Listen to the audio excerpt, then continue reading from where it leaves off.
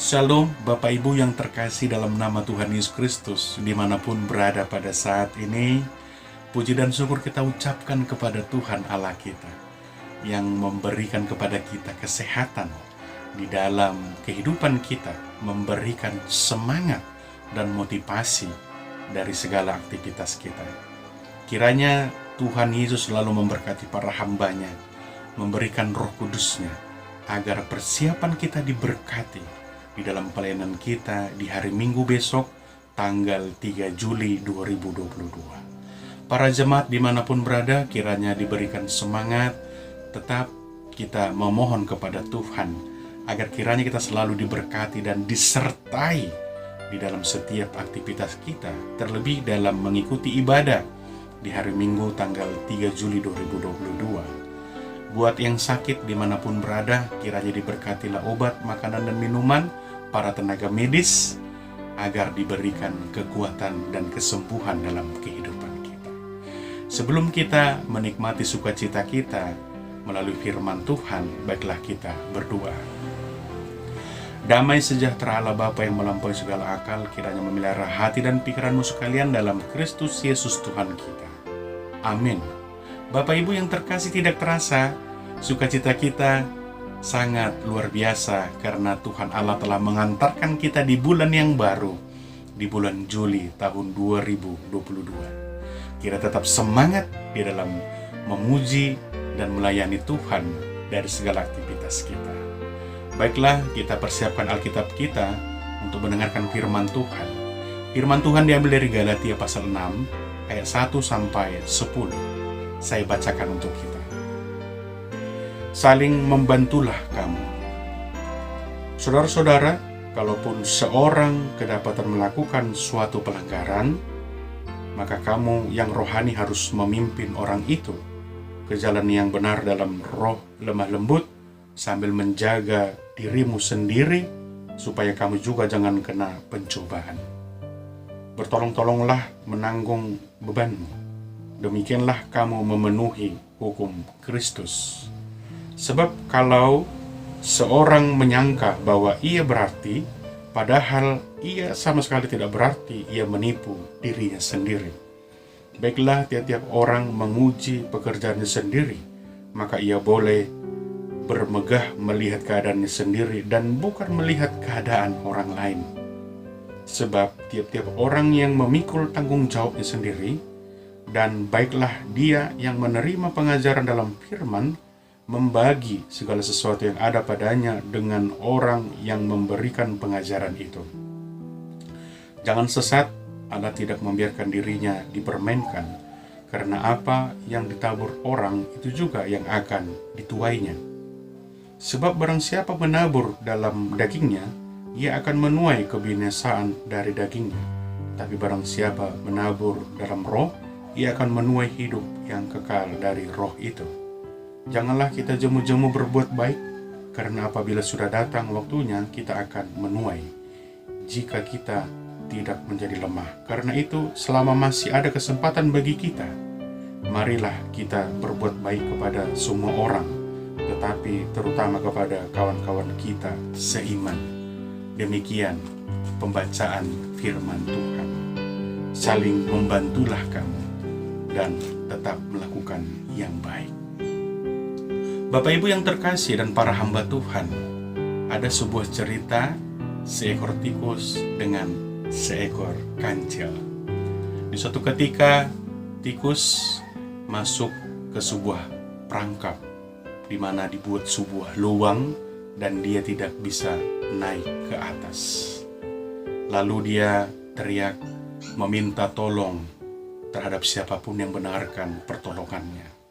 Dan kebetulan kancil melintas di dekat lubang tikus yang masuk ke dalam lubang tersebut. Lalu sang kancil melihat ternyata seekor tikus tidak dapat naik dan keluar dari lubang yang begitu sangat dalam. Jadi kancil tersebut berkata kepada tikus, "Apa yang dapat saya lakukan? Makanya engkau kalau berjalan harus berhati-hati, agar engkau tidak masuk dalam perangkap yang pada saat ini engkau terperangkap di sebuah lubang. Lalu tikus memohon kepada kancil, tolonglah saya agar saya dapat keluar dari lubang ini. Saya berjanji akan melakukan yang baik kepadamu jika nanti saya berhasil dari perangkap tikus ini. Berhasil selamat dari perangkap tikus ini. Lalu kancil mencemooh dia.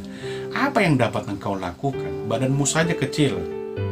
Apakah engkau dapat melakukan yang baik ataupun membalaskan kebaikan yang saya lakukan nanti kalau seandainya saya menolongmu? Akan tetapi, baiklah, saya akan menolongmu agar keluar dari perangkap tikus ini, dari lubang ini. Lalu sang kancil masuk ke dalam lubang dan sang tikus diminta untuk berjalan dari badannya agar bisa keluar dari lubang tersebut. Dan berhasillah tikus tersebut keluar dari lubang ataupun dari perangkap tikus yang terkena di dalam dirinya. Dan tikus tersebut setelah keluar dia berjanji, suatu saat aku akan membalaskan kebaikan yang engkau lakukan. Dan sang kancil mencibir ataupun mencemooh, sudah pergilah. Bagaimana engkau dapat membantuku, badanmu saja kecil. Lalu berlalu bulan, di suatu ketika sang tikus yang ditolong oleh kancil tersebut mendengarkan sebuah jeritan ataupun permintaan pertolongan. Dan alangkah terkejutnya sang seekor tikus tersebut karena yang menjerit meminta pertolongan tersebut adalah seekor kancil yang pernah menolong dia dari perangkap tikus ataupun dari lubang tikus yang pernah dia alami. Lalu sang kancil meminta pertolongan kepada tikus. Bagaimana engkau dapat menolongku karena kakiku sudah terjerat oleh tali yang dibuat oleh seorang petani. Lalu tikus mengatakan kepada kancil, engkau tidak tahu bahwa aku adalah memiliki gigi yang sangat kuat untuk menggigit apapun itu agar bisa selamat ataupun terlepas. Dan selalu sang kancil mengatakan, lakukanlah jika gigimu sangat kuat, gigitlah tali yang mengikat kakiku agar aku dapat selamat. Lalu sang tikus menggigit tali yang mengikat kaki sang kancil tersebut dan akhirnya terputus. Dan sang kancil pun selamat dan dia mengucapkan terima kasih. Tidak saya sangka badanmu yang kecil akan tetapi dapat menyelamatkan aku dari jeratan tali yang mengikat kakiku. Bapak Ibu yang terkasih, melalui cerita tersebut, sering sekali kita meremehkan orang-orang yang ada di sekeliling kita. Sering sekali kita meremehkan bantuan ataupun perkataan dari orang-orang yang ada di sekeliling kita. Sehingga kita mengatakan dalam hati kita, apa yang dapat engkau lakukan di dalam kehidupanku? Apa yang dapat engkau lakukan perbuatan baik dalam kehidupanku? Sehingga engkau mengatakan engkau suatu saat akan menolong saya. Bapak Ibu yang terkasih dalam nama Tuhan Yesus Kristus, kita sudah memasuki di bulan yang baru, di bulan Juli, pertengahan tahun 2022. Saya ingin bertanya kepada kita, tanpa terkecuali, selama 6 bulan yang telah kita lalui, coba kita ingat, sudah berapa banyak perbuatan baik yang kita lakukan. Kita renungkan dan kita lihat masa lalu yang menjadi pembelajaran untuk hari ini dan hari esok. Sudah berapa banyak kebaikan yang kita lakukan? Atau sebaliknya, sudah berapa banyak kejahatan ataupun perbuatan yang tidak baik kita lakukan di hadapan Tuhan dan di hadapan saudara-saudara kita? Coba kita hitung dan kita ingat di dalam hati kita di masa lalu 6 bulan yang telah kita lalui pada saat ini. Saudara-saudari yang terkasih dalam nama Tuhan Yesus Kristus, dimanapun berada pada saat ini, berbuat baik kepada semua orang. Tadi saya katakan perbandingan perbuatan baik dan perbandingan perbuatan yang tidak baik di dalam 6 bulan ini. Kita lihat di media sosial, di media televisi, di handphone, ataupun di Facebook, di Twitter, dan yang lain-lainnya, berita-berita yang kita perdengarkan. Ya, begitu sangat banyaknya tindakan-tindakan yang tidak baik yang kita lihat. Tindakan-tindakan kriminalitas, tindakan-tindakan yang membuli, tindakan-tindakan yang tidak terpuji terhadap orang-orang yang ada di sekeliling kita. Tindakan-tindakan yang tidak dikehendaki oleh Tuhan Allah kita. Kita lihat bagaimana Yesus yang menjadi teladan kita melalui Paulus dalam Galatia pasal 6 pada saat ini. Yesus tetap berbuat baik terhadap orang-orang yang membenci pengajarannya. Yesus tetap menghargai orang-orang yang tidak menyukai apa yang dia lakukan terhadap orang-orang yang mengikuti, terhadap orang-orang yang menyaksikan perbuatan-perbuatan baik yang dia lakukan. Bapak Ibu yang terkasih, apakah kita menjadi orang-orang pengikut Kristus yang setia? Pengikut Kristus yang setia adalah orang yang mau melakukan yang baik dalam kehidupan, karena Yesus menjadi pedoman dalam hidupnya. Jika benar kita sebagai pengikut dan murid Yesus, dan Yesus menjadi pedoman dalam kehidupan kita, maka tidak ada lagi perkataan sia-sia melakukan yang baik. Selagi masih diberikan kesempatan, haruslah menjadi berkat kehidupan kita. Haruslah menjadi berkat buat orang-orang yang ada di sekeliling kita. Dengan apa? Dengan melakukan perbuatan yang baik melalui perkataan, dan melihat orang-orang yang ada di sekeliling kita, mendengar orang-orang yang ada di sekeliling kita, cara melangkah kita, dan cara berbicara kita mencerminkan orang yang baik, mencerminkan orang melakukan yang baik atau tidak di hadapan Tuhan, di hadapan orang-orang yang ada di sekeliling kita. Bapak Ibu yang terkasih dalam nama Tuhan Yesus Kristus, melalui firman Tuhan pada saat ini, seolah-olah kita diantarkan menjadi orang yang sangat kudus sekali.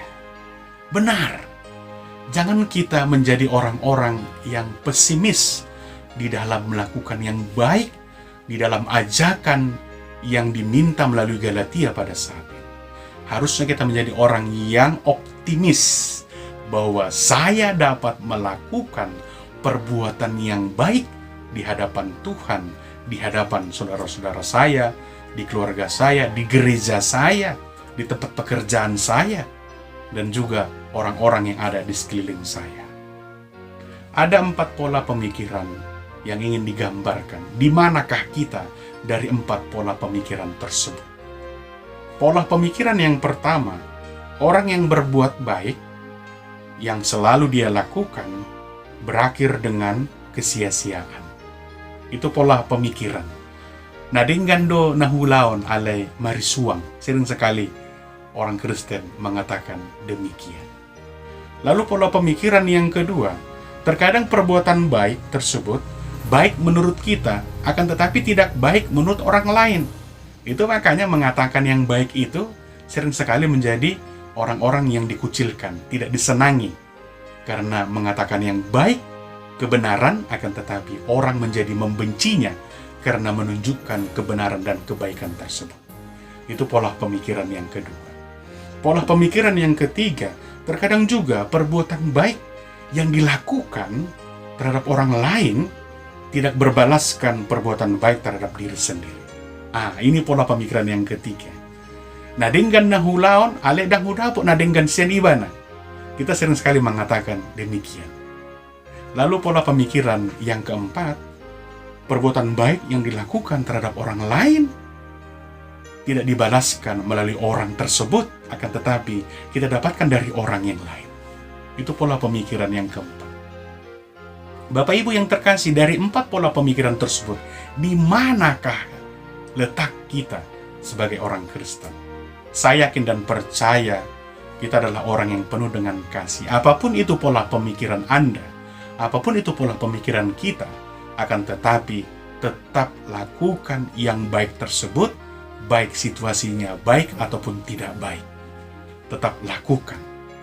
Dan jangan pernah mengatakan kebaikan tersebut adalah merupakan perbuatan yang sia-sia. Maka daripada itu, Bapak Ibu yang terkasih dalam nama Tuhan Yesus Kristus, dimanapun berada pada saat ini, melalui firman Tuhan yang ingin disampaikan Paulus melalui Galatia pasal 6 ayat 1-10, apakah kita merupakan orang-orang pengikut Kristus, menjadikan Yesus sebagai teladan dalam kehidupan kita? Jika benar, maka lakukanlah kebaikan tersebut tanpa mengharapkan imbalan seperti yang dilakukan oleh Yesus Kristus pada orang-orang yang mengikuti dan mendengarkan pengajaran. Kasih Yesus begitu sangat luar biasa, sehingga mendorong kita untuk melakukan perbuatan yang baik. Selamat menyambut hari Minggu, mempersiapkan pelayanan hari Minggu, Minggu tanggal 3 Juli 2022. Tuhan Yesus memberkati. Salam.